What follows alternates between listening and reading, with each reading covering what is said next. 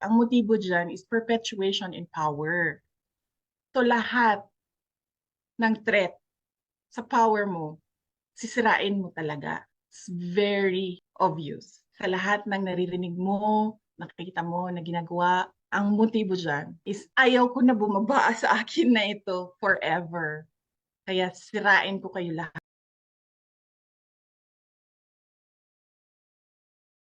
Siyempre, kayo with DP, kayo natanong kanina, I mean, with BBM, kayo natanong kung kayo po ba ay opposition na. What do you want to assure to the public, ma'am? Kasi nagbanggit kayo sa inyong statement na sanay ma'am, yung sa Pilipinas, mga taong walang katapatan sa trabahong sinumpaan na namumuno sa politika, meron ba kayo in particular dito ma'am na tinutukoy? Kasi parang ang tao medyo sila yung sabi nga 'di ba mas importante yung taong bayan. So unang-una ito ma'am, sinong tinutukoy niyo dito at pangalawa, ano ang assurance niyo po sa public in general na maayos pa rin tumatakbo ang ating bansa kahit medyo may mga ganito mga political issue ma'am? O kung sino yung nakikita ninyo nagre-react publicly and privately sa mga sinasabi ko, yan yung mga tao na natatamaan sa mga sinabi ko sa statements ko kahapon. Yung hindi tapat sa serbisyo, hindi tapat sa kanilang trabaho at hindi tapat sa pagsisilbi sa taong bayan ng Pilipinas.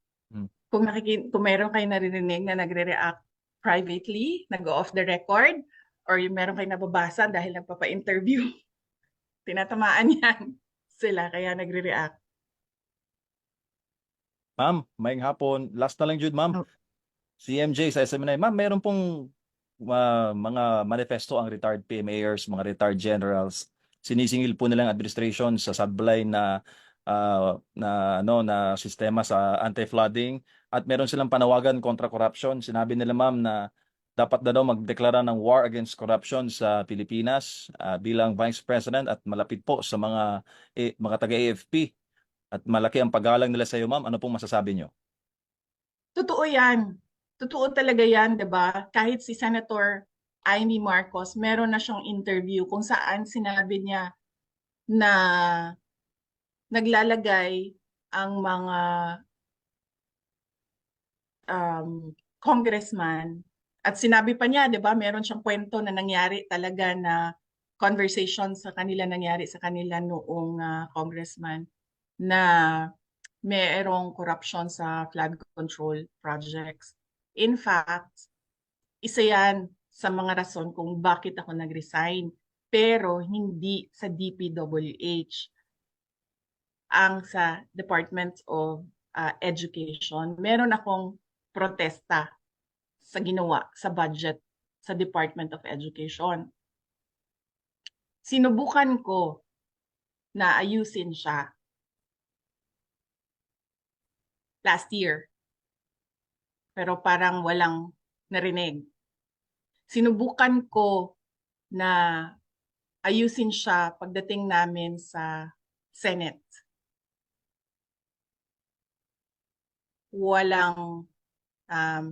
Kumbaga walang nagawa yung mga senators. And meron siyang proof kasi on record lahat. So tama yung sinasabi nila na dapat meron talagang war against corruption. In fact, kung titingnan ninyo yung budget ng 2024, ayoko lang magsalita doon sa ibang mga departments no kasi hindi ko naman hawak yung mga papel nila. Pero kung basahin mo lang yung GAA at i-trace mo kung saan pumupunta yung pera, makikita mo na hindi maayos yung pag-handle ng pera, ng budget ng gobyerno. So isa yan sa yung tinanong kanina ng GMA, sabi niya ano yung mga rason. Sinabi ko, di ba? Sabi ko personal, trabaho, DepEd budget, andun yan. Sinubukan ko rin naman ang problema ko kasi last year, kapag pinilit ko at pinilit ko yung problema ng Department of Education, maho-hostage lahat ang buong budget. Hindi gagalaw yung pamahalaan. At hindi din siya, makakasira din siya sa bayan kung ma-hostage yung budget. Pero sinubukan kong itama yung nakita kong mali. Pero syempre, wala akong nakuhang suporta at wala akong nakitang pagbabago.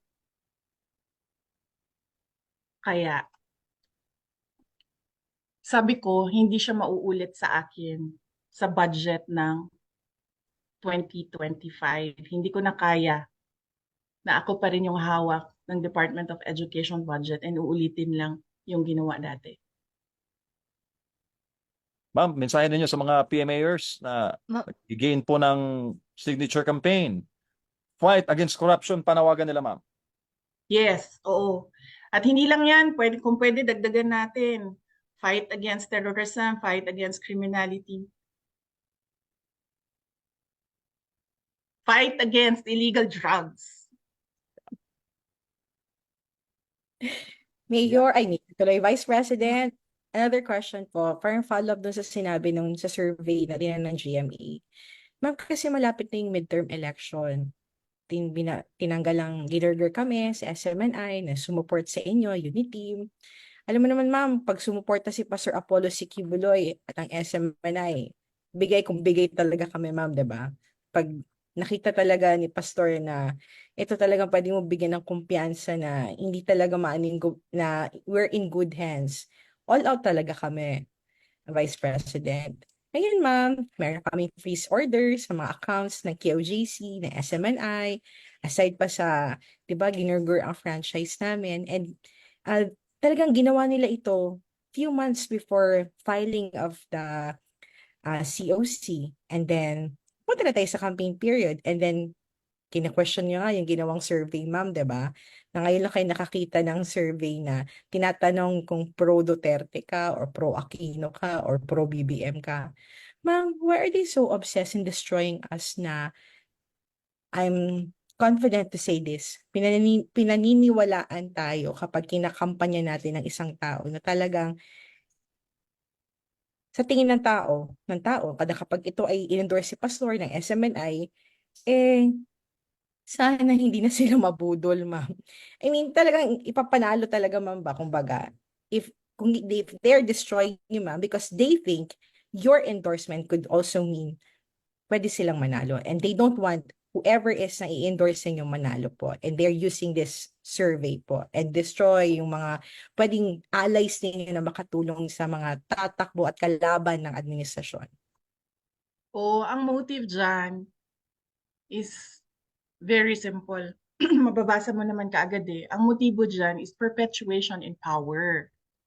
So lahat ng threat sa power mo, sisirain mo talaga.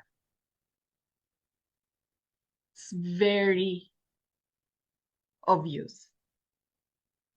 Sa lahat ng naririnig mo, nakikita mo na ginagawa, ang motibo dyan is ayaw ko na bumaba sa akin na ito forever. Kaya sirain ko kayo lahat. Wala akong pakialam kung totoo man o hindi ang paninira ko sa inyo. Basta lang masira kayo. Yan yung motibo dyan. It's all about politics. Everything is all about politics and power. How long will the Dutertes stand po for the Filipino people? Yun na lang, not na lang. Yun lagi naman ang kasama namin eh. Sa Davao City pa lang kasama namin Taong Bayan. We've always been outsiders. Nakita natin yun sa administrasyon ni Pangulong Rodrigo Duterte. Hindi naman siya kasali doon sa mga grupo ng mga politiko na laging safe eh. Si PRD was always the eye of the storm, si PRD, dahil para sa kanya Taong Bayan yung kasama niya, hindi mga politiko. So hanggang ngayon, nandyan pa rin kami sa taong bayan. Kung makikita nyo, sino ba yung nagmamaisog rallies? Diba? Sino ba yung mga nagko-conduct ng mga maisog meetings? Wala naman kayo nakikitang politiko dun eh. Lahat sila, mga ordinary citizens, lahat sila taong bayan.